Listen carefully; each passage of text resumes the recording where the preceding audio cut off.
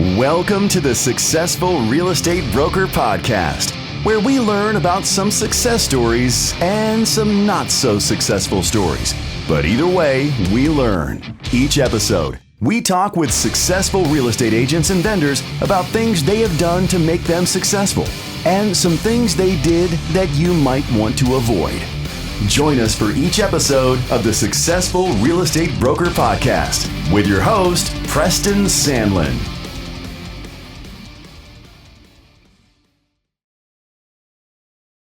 Yeah. All right. Listeners, well, thank y'all for tuning in to the Successful Real Estate Broker Podcast. And speaking of successful real estate brokers, I've got a really good one on here, Mr. Josh Finnigan. How you doing, Josh? Living the dream. Hope you're doing all right.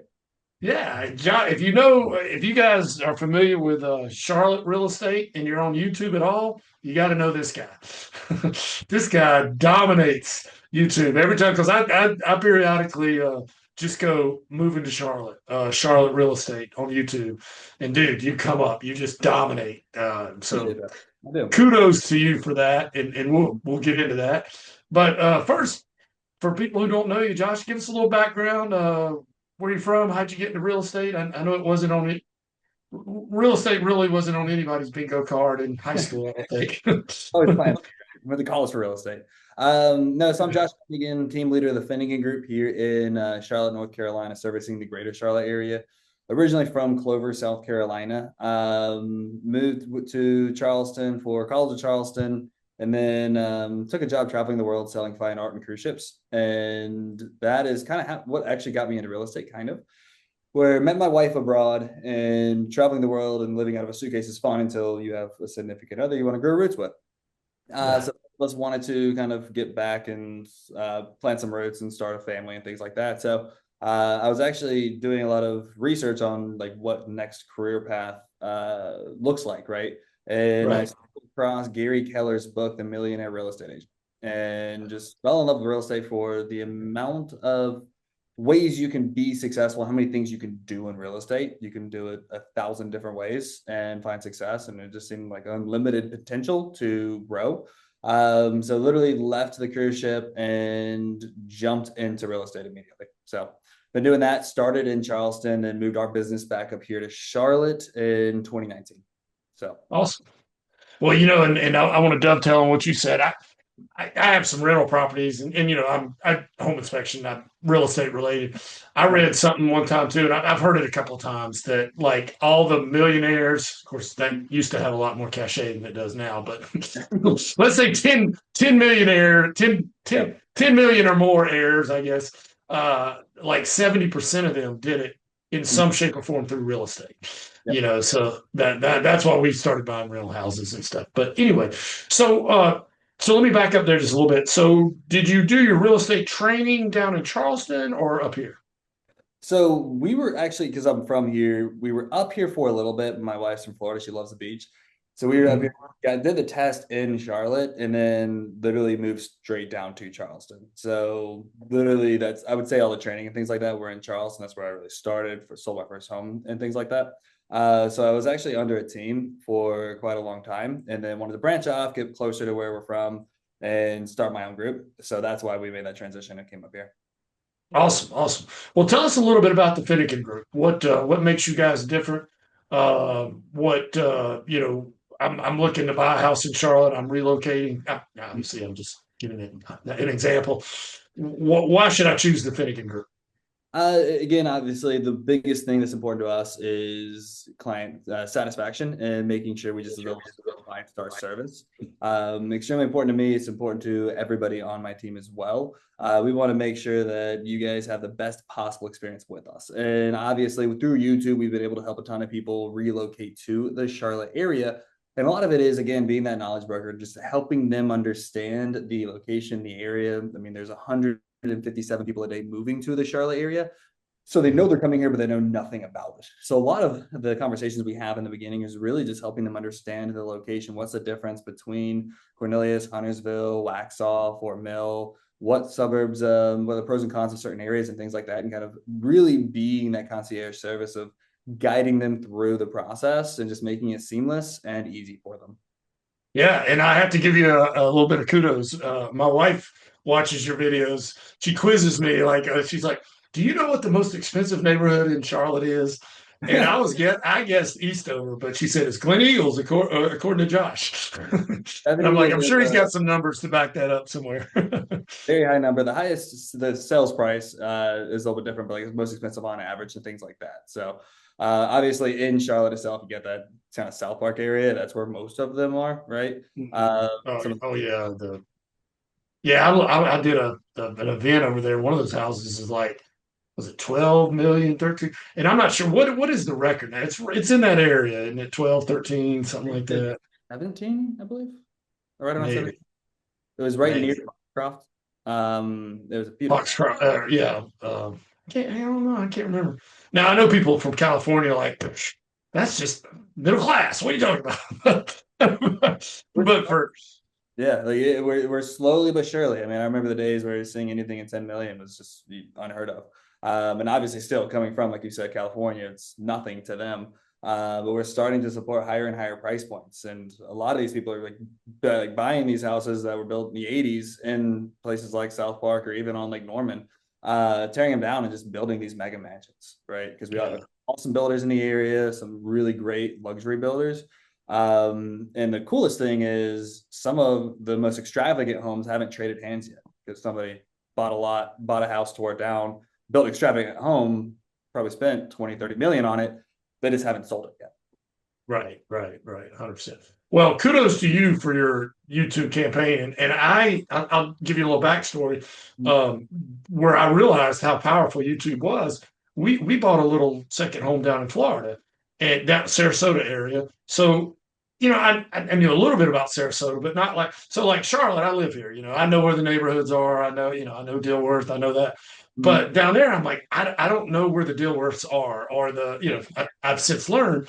So I started watching YouTube videos, and a couple of agents via through them, I kind of learned the neighborhoods and stuff, and I realized how valuable that was. So then I started researching Charlotte, even though that I live here, and you're kind of like that voice. So, Mm-hmm. I'm sort of like, if I was in New York and I was like, I want to move to Charlotte, but, Yeah. I know where it is. I know 77 and I know 85, but I don't know anything else. Yeah.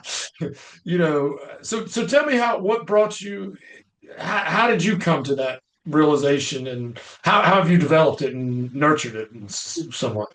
Keeping an eye on the overall industry, right? I mean, I've seen a lot of very successful real estate agents all across the United States. Mhm. One that I've followed for a very long time is Ken Pozak in Orlando, Florida, kind of the GOAT, the first guy that kind of really started the lifestyle type videos, right? And, Right. and you're 100% right. Whenever you are trying to figure something out, right, which real estate or not, areas or not, like if you're trying to fix your HVAC unit, you're trying to fix something around the house, you just YouTube it, right? Mhm. A lot of people just kind of go to that or go to Google, and then once they find someone they know, like, and they trust them, and so they'll reach out to them whenever they're ready to make a move. So I've been doing this for about 4.5, 5 years now, and it's just a slow progression over time. Like my first couple of videos, I was videographing it myself, and it looked horrible, and I'm really bad at it. I was really bad at the videos. Realized pretty quickly I needed to outsource that and get a professional to do so. And then you just kind of get better and better with the scripting and with how to convey on camera and things like that. And it's just quickly kind of snowballed into what it is today, right? Where this is now our number one lead source on our team is YouTube. So this is the very first year we've actually surpassed, and now this is the biggest lead source for our team. Awesome. And for all the listeners out there, I do work with Josh, and I did a video with him, so I got to peek behind the curtains a little bit. And I think what you do is brilliant. And correct me if I'm wrong, but you've got a full-time videographer that I mean, very good at what he does, high-end stuff, high-end quality, and you kind of have a script a little bit. I mean, you don't just, hey, we're gonna make a video today. I mean, you do your research or whatever, and then he films it, and then you've got a really nice YouTube video, but then you make some shorts out of it too. Is that correct? Like, is Yeah, that we have a videographer on staff, and so our goal is to shoot 5 videos per month, right? It keeps me accountable to actually go out and do the videos. So we create the script beforehand and kind of outline of what we want to do. Sometimes it's a little bit more like word for word script. Other times it's bulleted points, depending on what I'm trying to convey or get across. If it's something very detailed and I want to make sure I get it exactly right, then I want to make sure I have the script in writing, right? So then he'll go shoot it, he'll edit it, he'll send it to me, I'll send back for a few edits here and there. And then we use different platforms like Opus Clips that will actually use AI to cut the long form video into short form. The next thing is that place that we did the video will eventually be our office. Going through the rigmarole of making it residential to commercial, that's always fun. So that'll eventually be our kind of studio in there, and then we're going to be able to do a lot more talking head videos, kind of like this, where you have a camera set up, you have lights and everything already. Click a button, you're good to go. And we're going to do some more like short form content that's actually produced for short form content.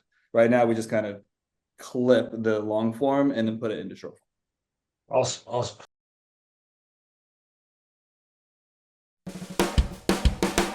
Hello, I'm Bill Gallagher with Superior School of Real Estate, and I'm here with Preston Sandlin of Home Inspection Carolina. Preston, I've always liked your style, especially those pants, and also I've been interested in the home inspection business for a long time. Well, Bill, that's ironic. I've always admired your style, and I've always admired your ability to educate these fine folks for sometimes 4-8 hours a day. I wish that I could do what you do. Hey Preston, wouldn't it be cool if we switched? Preston, we sure got what we wished for, buddy. We sure did. And now that you're the expert, Bill, I mean, you are wearing the pants, and I'm the instructor and the educator. Tell us what Home Inspection Carolina is doing these days to make the home buying process easier for realtors and home buyers. Well, Preston, all our home inspection reports now are online for the real estate agent and the client to review the report online and to be able to create a repair list basically online by either clicking repair, accept, monetary compensation, and once they prepare the request, they can then press email, text, or print right then. You mean it's all automated, Bill? Absolutely, we are high tech. Wow. What else is Home Inspection Carolina doing different these days? Well, Preston, we're training our home inspectors to be non-alarmist. We are training them to put things into perspective and to simplify the message for the homeowner. Non-alarmist is key, Bill. You remember those days of the 100-page reports and those 3-ring binders that would just go on and on and on, la la la la la la la. Thank you for being a good non-alarmist. And Preston, one more thing. We fix the small stuff for free. Do you remember when home inspectors always put those little nitpicky items on those reports? Oh, bless their hearts. Well, at Home Inspection Carolina, if we can fix it in 5 minutes or less, we do it for free. We're better with a caulk gun than a keyboard any day. We just fix it. You mean there's no cost for this, Bill? Preston, it's free. Wow. Well, Preston, these pants really are a catch.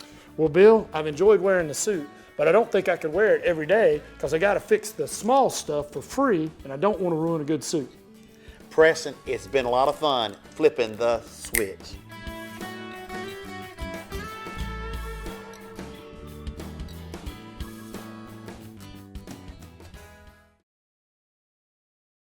What advice would you give to somebody starting out who wanted to start making some videos, but they don't have the resources yet to get a full-time person? I mean, what like if you had somebody other than joining your team, what advice would you give them? Just do it and keep doing it and keep doing it. It takes a very long time to actually start realizing any success from it. And there's a lot of times throughout this entire process that I was about to give up and be like, this makes no sense. Even when I had a videographer, right? I didn't actually get my first lead for about 2.5 to 3 years into performing videos. And it's also kind of like synergy. The more you do, the better you get, right? You're going to suck. If you guys want to have a nice laugh and go back and watch some of my very first videos, I was horrible. Did a lot of weird things because you don't know how to act on camera. It's very unnatural. But the more you do it, the more you get used to it, the better you get, right? So if you just keep doing it and you're consistent with it, then you're going to find success with it. I think one of the biggest things I see for a lot of realtors is, and nowadays, like everybody's trying to get on the YouTube and doing it, but they do it for a couple of videos and they stop. That's not how the algorithms work. They're not going to get your content in front of people if you're not consistently making content for a very long period of time. And it starts with a little slow trickle, and then it gets more and more and more. And it's like a giant snowball rolling down a hill, right? The more you do, the more you do, the more you do, the more you'll get noticed. And that's kind of fun now. Like we're walking down the street shooting videos or not shooting videos. I have random people walk up to me and it's like, hey, yes, you're a YouTube guy. And it's sometimes it's funny. It's like, I bought a house last week. I'm like, call us, bro. But yeah, like a lot of people like recognize us now too. So you kind of become like a mini celebrity in this area. So we love it that way. But just keep going is the biggest thing I'd say.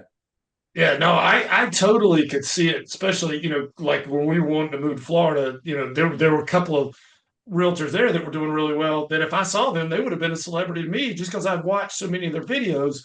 And the reason I watched it is it gave me a feel for what it would be like to live there. You know what I mean? Or, you know what I mean? Just sort of What's the bad neighborhoods? What area fits what you guys are looking for, right? If you're looking for a vacation home in Florida, you want to make sure that the part of town that you choose is going to be the part of town that fits you and your family's goals. And that's different than mine and my family's goals and different than the person down the street, right? So a lot of times just getting that extra kind of boots on the ground, that knowledge is what a lot of people crave. Because the last thing you want to do down there, it looks great. And then you move in and you're like, oh my gosh, what did I do? Wait, this isn't the part of town I want to be in. And it goes beyond just, I think a lot of agents, whoa, this is, 4-bedroom, 3.5 bath. Okay, that's nice, but what's the neighborhood like? What's the, walkability? Where is there a brewery close by? Is there a Whole Foods? I kind of learned there's a Whole Foods nearby. You're probably in a good area. But, you're good to go. Yeah. But if there's a pawn shop within your walking distance, maybe not so. Depends on your goals in life. Some people love to have a pawn shop nearby. You never know. It may be up and coming. Very convenient. All right. Well, I don't want to hold you here forever, Josh. I know you're busy. Best real estate advice you've ever got? Just keep moving forward is the biggest thing. It's no matter what you do, and there's 1,000 different ways you can make it in this industry. Focus on something and then continuously do it, and you're going to get better. It's the hardest, lowest pay, or it's the easiest, lowest paying job in the world, or it's the hardest, highest paying job in the world. If it was easy, everybody would do it. How do you feel about paying for leads, coaching? And you said it earlier in this, there's a bunch of different ways to, some guys, gals, when I say guys, I mean gals too, they farm neighborhoods. Some people door knock, some people cold call, some people are killing it on YouTube. Some people are doing multiple things. How do you feel about like coaching and lead, or what's lead generation look? Well, obviously YouTube, but what's your feelings on that? Strongly recommend coaching. I'm in Tom Ferry coaching group. He's the #1 coach in real estate right now. I think no matter who you use as a coach, I would strongly recommend a coach. It keeps you accountable. It allows you, #1, learn from somebody that's done it before. #2, bounce ideas off somebody as well, right? Next thing, as far as lead sources, there's a billion different ways. One of my good friends in Charleston, her lead generation method was she had 3 different gym memberships, and she just went to the gym every day and got in with the gym culture and literally just sold homes that way. I was like, that is so cool. There's 1,000 different ways to do it. Some people do paid leads. Some people do, like you said, door knocking, like farming. I think they're all great. I'd recommend definitely at first only choose a couple. You don't want to spread yourself too thin and try everything. And just know that most everything, there's going to be a 6-month lag time in actually getting results. Like if you start farming today, you're not going to get business from farming today. You may, but you'd be lucky. You really want to make sure you can do it consistently for at least 6 months before expecting anything, right? So you always want to do the 6-month test of don't really judge a new lead source until you've done it for 6 months. Because if we judged in like 2.5, 3 years, if we judge our YouTube, like we would have stopped it way before it became the #1 lead source for us. Now, for me, my first #1 lead source was prospecting, cold calling. Expired listings is still, it's #2 for us. So we got, for lead sources for us, it's YouTube's #1, the expired calls #2, and then SOI, past client referrals #3, right? So what I love about cold calling and getting in front of people, home sellers, is number one, they've already raised their hand and say, I want to sell, right? So you know that they have wanted to sell. They put their home on the market. They obviously have some sort of motivation to make a move. They just couldn't do it, right? So when I moved business up here from Charleston, I knew that I needed business immediately. The best way to do that is call people that need to make a move immediately. So I literally got up here and got on the phones. And I think in the first month and a half, I was up here at my first closing. So quicker, there's definitely a lot quicker lead sources out there than YouTube. Expireds and FSBOs is probably one of the quickest, and it's also one of the cheapest. Buying leads is great. I've never really been about that model with like the Zillow and Realtor and stuff like that. There's also radio, and there's also billboards. You see billboards everywhere. Everyone knows here, Stephen Cooley and Mark Spain, right? Those big ones, you definitely want to make sure that you can have the market share when you get to that aspect of it, where it's not going to move the needle if you have one billboard. You kind of need a lot in a certain area to get in front of people's minds on multiple avenues. But MLB, all our main is expireds, YouTube, and SOI past clients and referrals. So awesome. I like the girl who had 3 gym memberships. I'll tell you, well, the computer that I'm doing this on, if I could show you the back of it, I've got my, I've got a Home Inspection Carolina huge sticker. And I always, if I can, I do work in coffee shops. I go against Dave Ramsey, Dave Ramsey's advice, don't go buy for that. But for me, it's like, yeah, I like Dave Ramsey up to a point. I think he's great if you're in debt to get you out of debt. But for me, it's like you got to spend money to make. Anyway, neither here nor there. Every time I'm in a coffee shop with that sticker on there, almost every single time I wind up meeting somebody, either a realtor, or somebody needs a home inspection, or somebody who's got me equipment. The networking, it's worth that $4 cup of coffee all day long. That is one thing that really impresses me about you is your ability to network and your crazy pants. Like I told you, I actually started, and you probably won't remember this, in Charlotte. So like back in 2015, 2016, Williams, I think Valentine office. I remember you before I went back to Charleston and came back up here. I remember you and your crazy pants. Like that stuck out. Right when I moved back up here and started working people again, it's like, yeah, Home Inspection Carolina. Boom. Like, so literally, like, even after being gone for 4 years, you were the first person I thought of when coming back up here. So, oh, thanks. Well, yeah, I wear it for anybody who doesn't know. I wear these crazy pants, and it's kind of my shtick. I just saw this dude. It was actually I was at Y Guys. This dude was coming back from golfing, I guess, and I was wearing these crazy pants. And I had a presentation like in 2 days, and I was like, dude, that would stand out. So I went and bought some golf pants, and it went over pretty well. And here I am, 12 years later, still. Differentiate yourself, right?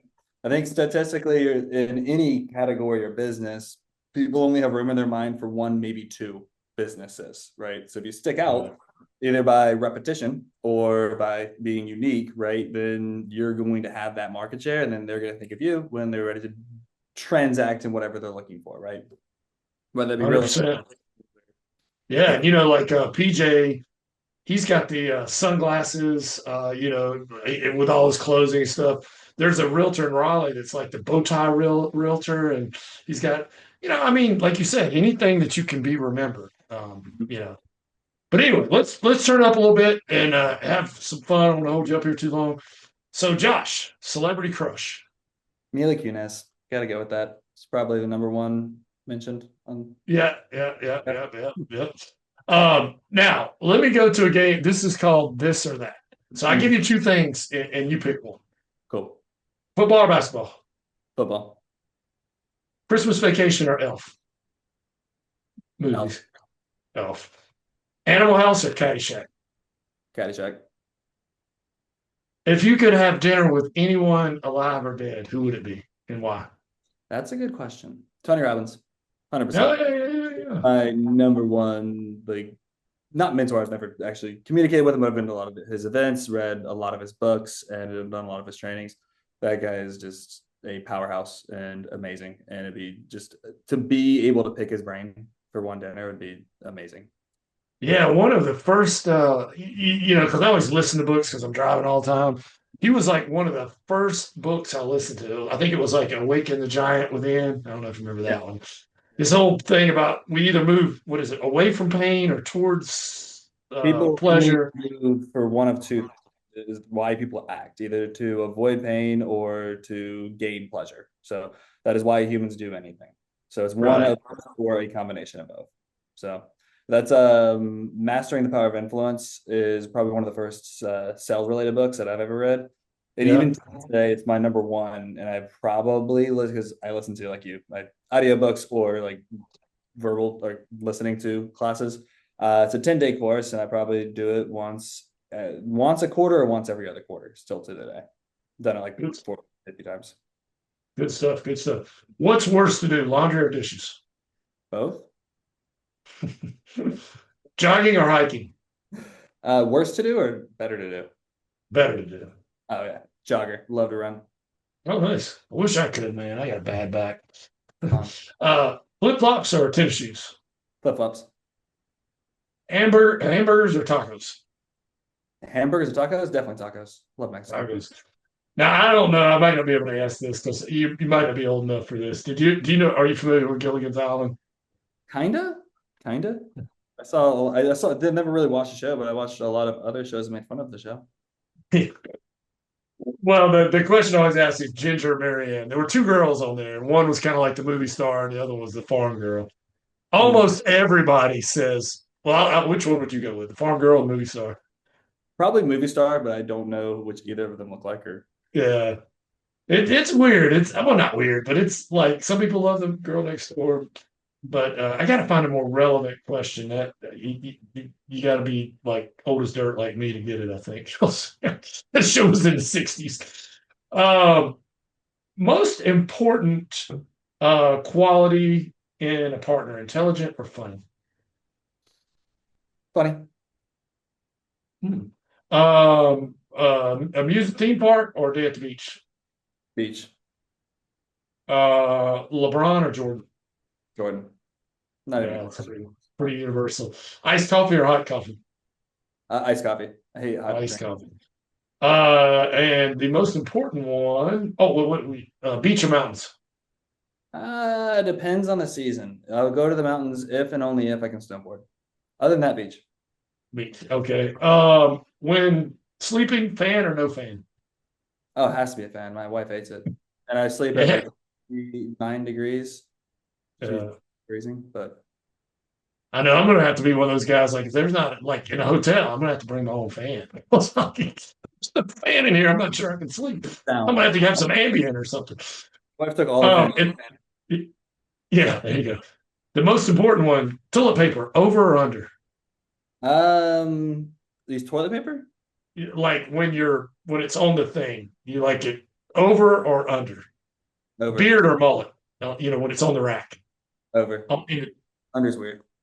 Yeah, everybody says over, unless I've had 2 or 3 people that had cats, and they say that if it's over, the cats will. If it's under, for some reason, they won't do that. Don't have a cat. I have a dog, so that's why. But I did forget to ask one thing. I got 2 more questions, and then I'll let you go. I forgot to add. This is going back to real questions here. AI. How do you AI? It seems to be everywhere now, and it's like. So I don't really know how to ask this question other than your thoughts, how realtors maybe can apply it. I'm trying to figure out how to apply it in our business. But I don't want to lose the human touch, but I want to, take advantage of technology.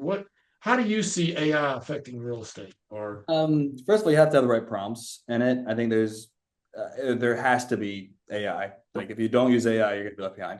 But like you want to make sure you keep that human aspect of it. So like we have AI that helps us write a lot of our stuff, and I use it to help write scripts too.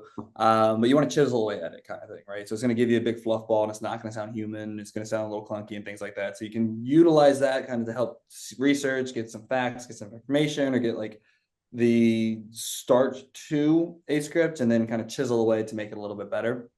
One thing that we've been focusing a lot on here in the past couple months is ranking on AI. What I mean by that is a lot of people now, like they're used to YouTube, but now they're just starting to slowly transition AI of who's the best real estate agents in X, right? And they're just asking ChatGPT, or what's it like in Huntersville? What's it like living on Lake Norman, right? So our big focus probably this year, Q2 onwards, has been to focus on like how can we rank on AI. Well, let me ask a follow-up question on that because I'm curious myself. How do I had the same question. I want to do home inspection in Charlotte, or best home inspector in Charlotte. And obviously with Google it was like relevance in YouTube, backlinks, meta tags and all that.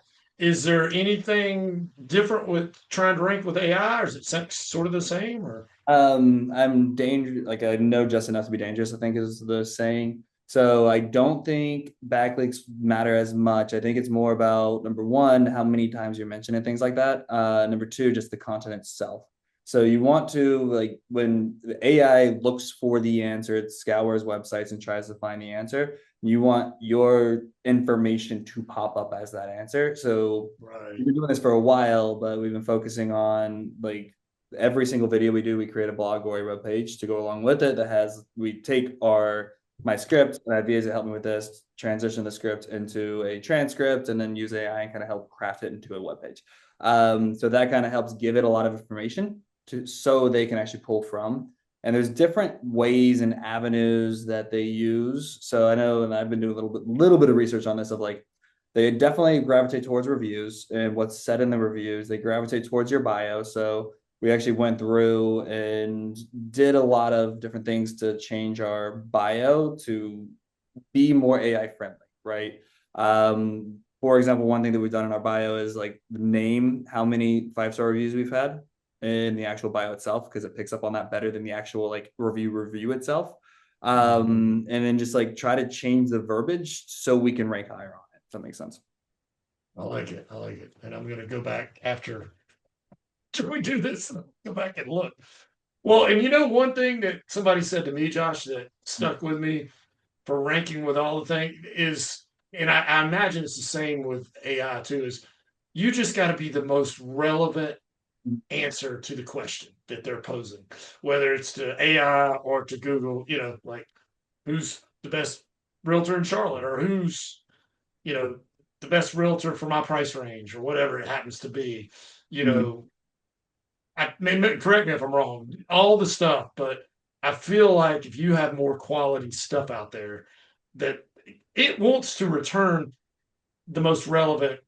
That's how it works, is by returning the most relevant. You can correct me if I'm wrong. That's my understanding. You're right. Like best real estate agent in X, I think leans a little bit more towards you have to have specific content, just like whenever you do it, Yeah. mentions that aspect of it. So like, they'll scour for, are you ranked in top lists, right? Are you ranked in the top real estate agent X amount of times, things like that. So it kind of goes back to, again, relevance, right? They're pulling from keywords, they're pulling from content and trying to find the best way to answer this. And then they give you the little links at the very end, right? So you just want to be the one that they actually pull from. So, and again, the more you do at the end of the day, right? Relevance. If you continue to create content like this right here, then you're going to increase the amount of relevance, increase the amount of authority they see you at, and then you'll increase the amount of views you get.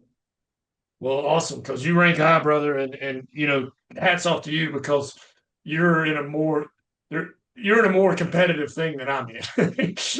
There's a lot of realtors. There's not as many home inspectors, and nothing against my brethren, but there's even a smaller amount of home inspectors that are video, technically, so it's a little bit easier for me, but anyway, you do a great job, man. I think no matter what like field you're in, I mean, the Pareto principle rings true, right? 1% of the 80-20, well, they say it's not hard 80-20, it could be 90-10 or whatever it is, but there's always a small percentage that's doing the lion's share. Yeah. We have a lot of turnover. So. Yeah. Very last question, because I won't hold you up, and then I definitely want to get some information where people can follow your YouTube channel and all that. Last question. And I probably should have prepared you for this. He did text me and say anything. What is the wildest, craziest, weirdest real estate story, or just crazy story, anything that happened? You don't have to say any names to protect the guilty. Or funny stories. We were in a bar having a beer. Josh, tell me the craziest real estate story that you've heard or been involved in. Crazy as, I mean, there's, again, real estate, like there's so many weird things that happen. Not funny, but the craziest thing that was probably ever happened is I helped this lady sell her home. She was an expired listing down in Charleston, right? And the home just like it was in disrepair. It was a divorce situation. I never really met the husband. The wife was a raging alcoholic, and the power was off in her house, and she was just a flat out crazy person. So she literally had it listed for like 3 or 4 different realtors for a very long time, and she was going into foreclosure. We actually finally got an offer to purchase on the property. I had to go there and get it hand signed in person. She didn't have a computer, no electricity. I got there like 8 in the morning and she was drunk. And I was like, can you please, I'm gonna hear tomorrow. Can you please, I'll come at 8, 9, 7:30. You let me know, just like, please not drink until we get here so you can sign this contract. Ended up doing that. Got it signed. We got it to the closing table. We got it to the closing table the day before it went into foreclosure. And she was sitting on $200,000 in equity in this house. Like it was once upon a time was a very nice house. So literally if we didn't get it done, go through the minutia of trying to get this thing organized and through the finish line, she would have lost all that money. Yeah, she lost $200,000. Yeah. Crazy. So, well, how? Just out of curiosity, like, how was she with no electricity? How was she? Was it like really hot and cold? Was she using candles? I mean, how was she functioning? yes, I think you got it. Hot, cold candles, whatever she could do, she did. She kind of lived in a kitchen. It was like a 4,000 or 5,000 square foot house. Really nice, established neighborhood in Somerville. Just kind of went downhill over time. So I guess she just hung out in the kitchen and just dealt with it. She still had a roof over her head. A little better than. Oh, that's crazy.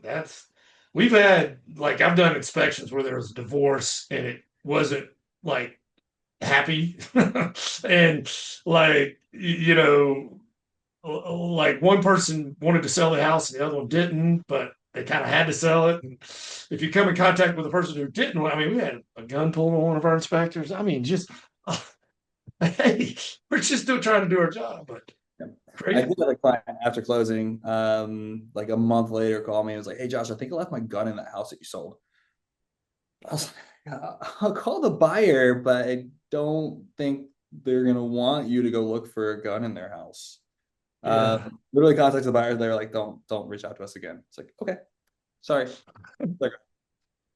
Crazy. Well, for less crazy deals, or less crazy people, Josh should be a realtor. So, Josh, if anybody wants to buy or sell, or if they are a real estate agent and you got value. Well, first of all, go follow him on all your internet. Tell us all the things, the page, the tube, all that. And I can send you the link as well, so you have it. You put it in the description. Yeah, I'll put it in the show notes. Yeah. / Josh Finnigan TV. You'll find us there. Facebook.com / the Finnigan Group. Instagram handle Josh Finnigan. Instagram or something like that, or at Josh Finnigan. Yeah. So you can find us pretty much anywhere. If you Google Josh Finnigan or the Finnigan Group, we're going to pop up as well. I'd love to help anybody looking to buy, sell, or relocate to the Charlotte area. Realtors, if you guys have any referrals, definitely love to be a real estate resource of choice here. Make sure you can take care of your clients. And we are, again, not currently hiring just yet because we did just onboard. But we will be. Our goal is to be the #1 real estate team in Charlotte by 2030. So I don't want to grow too fast is one of the biggest things, right? So we're slowly growing, methodically growing. So we're going to ramp up Carson, our newest guy we added onto our team, get him fully up and running, and then hire a little bit more back-end support. And then we're going to be hiring other agents as well.